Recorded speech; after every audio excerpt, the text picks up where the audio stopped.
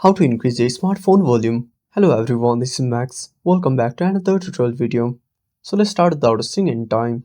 Also make sure to watch this video till the end. So first of all, open up settings on your device. Now tap on sounds and vibration. Now scroll down. Now use the sliders to increase the volume.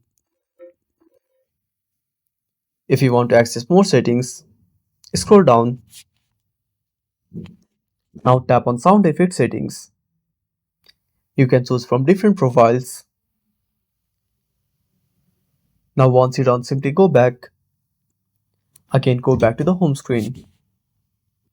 Now you can also increase the volume of your smartphone by using different apps. Simply go to the Play Store. Now tap on the source icon. Now type volume booster. Now click on source. Now tap on rating. Now select 4.5 and above. Now select any application and tap on install. Now wait for some time. Now after installing, simply tap on open. Now simply tap on start. Again tap on start.